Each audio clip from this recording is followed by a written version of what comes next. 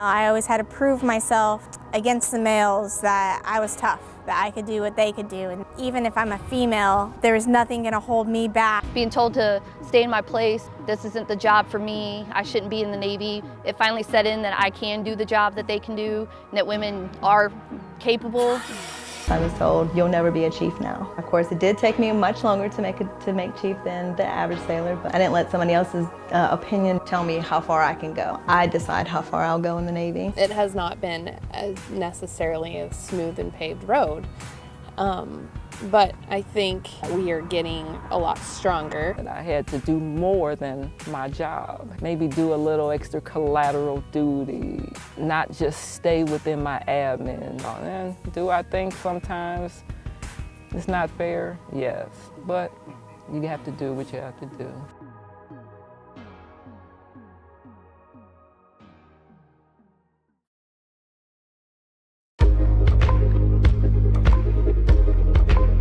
The good thing about being in the military, it gives you avenues to succeed. So right after I got out of the military, I got my bachelor's degree in psychology, and now I'm a behavioral therapist and I work with children who are autistic. So it can work for anybody being in the military, any woman being in the military, great things, bad things. But it also benefits you being outside too. It gives you great avenues for that.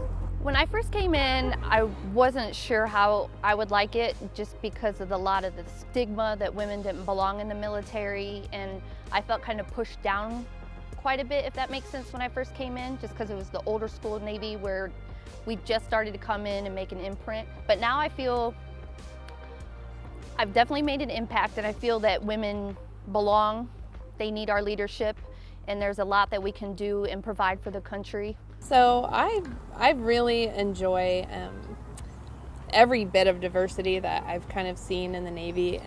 That said, it is male-dominated, and I'm in a male-dominated rate, but it's something that I found really kind of fit my own personality. I think growing up in a home where my father he ended up in a commissioning program as well when he was in the Coast Guard, and so the heritage piece of it has always been huge. That is one of the things that makes us successful in the military. When you're removed from your home and your friends and your family, I think having people who support you and rally behind you is absolutely essential. I do enjoy the military. There are times that I don't enjoy the military. There's been times when I first came in, I was a CTM, so that's a maintenance dominated rate, just a man dominance rate. There were times when they told me that I couldn't get stuff done, and so I just showed them that I could get it done, and I would do it more than once just to prove that it wasn't a fluke that I got it done the first time.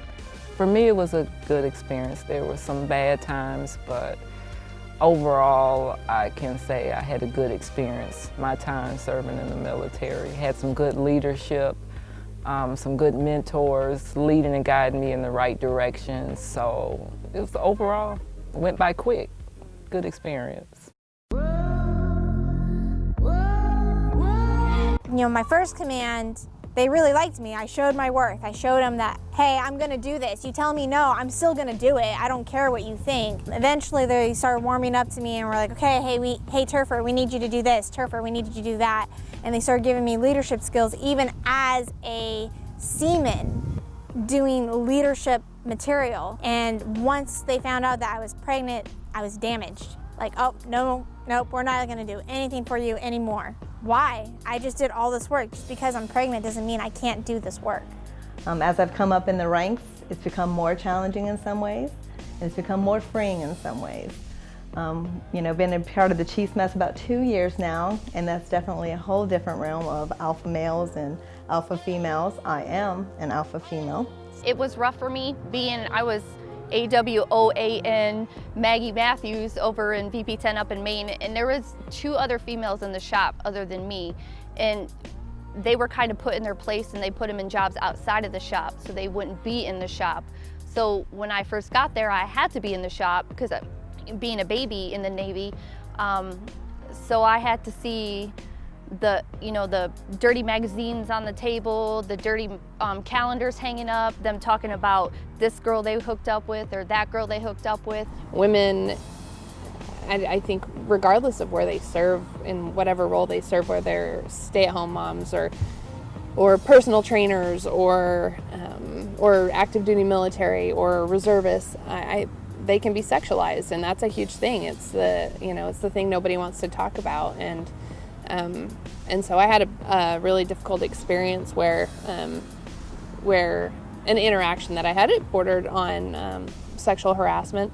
I didn't know how to deal with it. I didn't know whether to go high and right with it. I went straight to who I knew to be my best mentor, and the advice was, well, you have to go straight to the source and you need to tell him to stop. And I did, and it was squashed. I always seem to be in the aviation community, nothing against the aviation community. There's always less females, and so more males. So you have to work a little bit harder to show that, hey, I'm here. And being in the admin rate, you don't stick out as much as the maintainers do. So you have to work a little harder to say, you know, hey, I'm here. Even though I'm admin, I'm still doing my job. So I got a little frustrated at times because it seemed like, yeah, as we all know, when it come eval time, they would always get ranked higher than me. But I had to change that.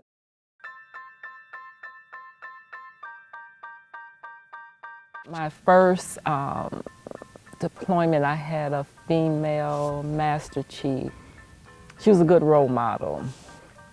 She made me want to keep re-enlisting. How she ran a department, and I said to myself one day I want to be like her. Good, bad, whatever it was, she always had your back. And I said when I become a chief, that was my goal, to be like her. And I did 4 years on board that ship, and during that 4 years, she was my supervisor, and that was my role model. Anytime something came up that I felt like was going to be a mountain, I would turn to mostly my Master Chief. So I have some really good Master Chiefs in my corner. Master Chief Vaughn, he's a CMC, about to retire this year at 30 years. He made me into an NC. So anytime I have issues, I go to him. There's Master Chief Mumford. He retired about 1.5 years ago. I would go to them and I would say, help me do this. You know, now at the wing, I have Miss Donna, Miss Ashley. If something goes on, you know, they're both retired chiefs and senior chiefs, so I know that they know what it's like to be a female chief in the Navy, so I go to them for advice. I always seek out advice, male or female, really doesn't matter. I seek out whoever is going to empower me to get me where I need to go and where I want to go. 8 years ago, this particular commander, she was one of the department heads. She sat on my board. And I remember she asked me something specifically, and the gender role came up. My response to it was, as a female, and on with my answer. And she came to me after the fact, pulled me aside, and specifically talked to me about, you know, you don't need to be apologetic about this. You are a sailor in the United States Navy. And she is actually the one that, one of the people that pinned my ensign bars a week ago. So she's kind of been somebody that I've looked up to. Now a commander, she's a commanding officer, Commander Hawkins, so a little shout out. But somebody that early on just kind of set an example for me. For me, it was my very first pilot in VP-10, Miss Mary Westhover.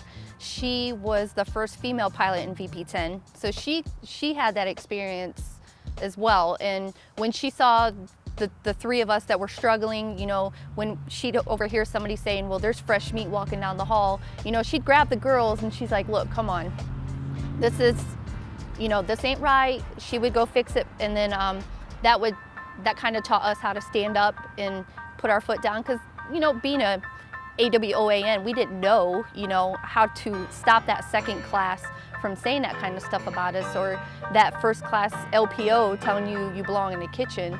And she kind of showed us the way.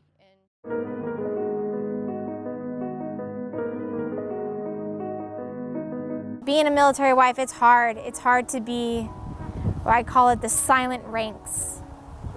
I'm in the background. I'm the one pushing, like, go for it, go for it. And he shines from me pushing.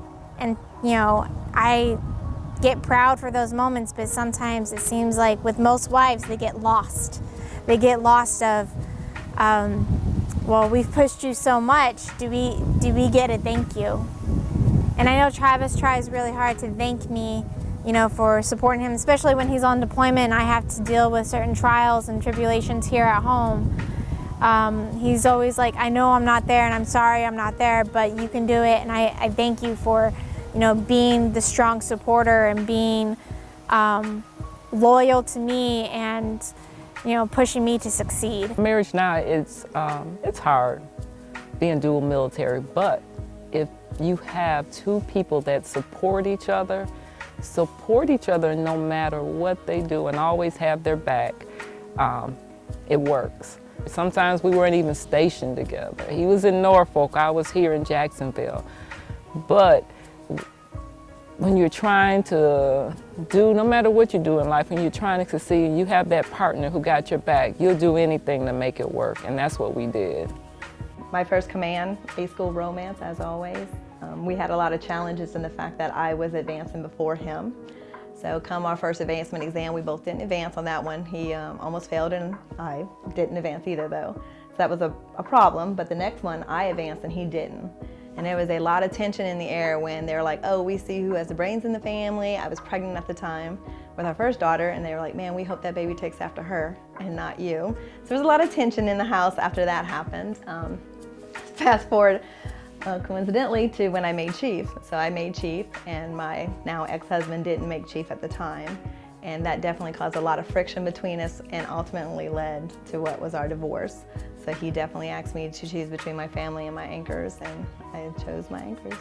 I've been very fortunate, it has been easy. So my husband was active duty as well. So we kind of knew how deployments work. We know how deading out every 2 months works. We know how the gossip talk was on deployment. So that made it a lot easier because then when I was on deployment and I had troubles, I would reach out to him and he's like, look, this is, you know, you got to expect it. People are going to talk because deployment is very notorious for, hey, I saw Maggie at the store with so-and-so. Well, that's on my crew. I can't help but be in the van with 6 other guys because that's my crew. You go everywhere with your crew. It is what it is. So, but people would see that, call home and hey, guess what? So he knew what to expect and I think that made it a lot easier on me.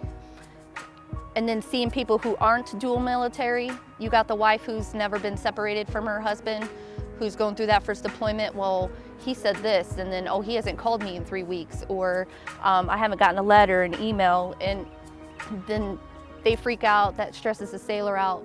So definitely dual military, it helps out a lot. It really does. So a spouse is leaned incredibly heavily upon, just like any other job, but more so sometimes because you're removed from everyone else who you consider to be family.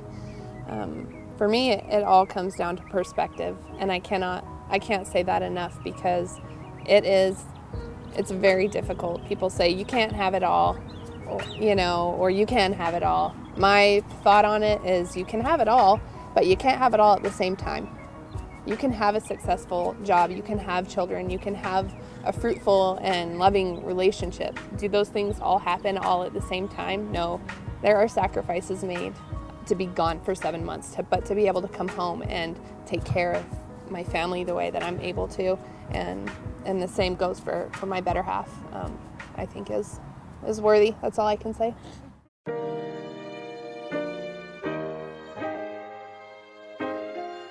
He was three years old. I was with a squadron. We deployed for 9 months, and he was 3 years old, and that was tough. When I came back, he didn't really know who I was, or he just kind of looked at me, and that hurt. But before we pulled back in, Fleet and Family gave us a support group, and we all had to go through, and that was help. And they told us, just give it time, don't be hurt, it's gonna be all right. And they're right, it was true. I gave him 1 day. Next day, it's like not missed a beat. He told me one thing, he said, don't ever leave me again. She left, she said, and when I was in school, I knew she left for a good reason, so that pushed me to do good and kept me self-motivated to make her proud as a mother. I was sad at times, and I didn't show to anybody. I didn't even tell my mom. Because she emailed me, and I emailed her back saying I love you, and she asked me how my day was, and I told her, but she didn't know, but I was crying, and I was just sad. But I studied harder, I did sports, and so I pushed myself to the max to make my mom proud. I know when he was up for re-enlistment and I was up for re-enlistment around the same time, it was very difficult for both of us to make a decision on who was going to stay in and who was going to get out to take care of our children. And so obviously we made the decision for him to stay in, for me to get out. So Nathaniel's been my ride to my die. He's the reason why I came in the Navy, and he'll tell you that. I wanted to take care of him and get him out of this small podunk town in Louisiana that we were from. Every time I've come up for re-enlistment, we've had to assess where they were and what they needed. I actually re-enlisted at my 16-year mark because Nathaniel needed money to go to college. My 9/11 bill was going to be his if he didn't get a full ride on his own. When I made chief, I made sure that they understood that we made chief. My phone call to them was, we just made chief. Because it's their sacrifices and their love and support and their understanding is really what got me where I am today.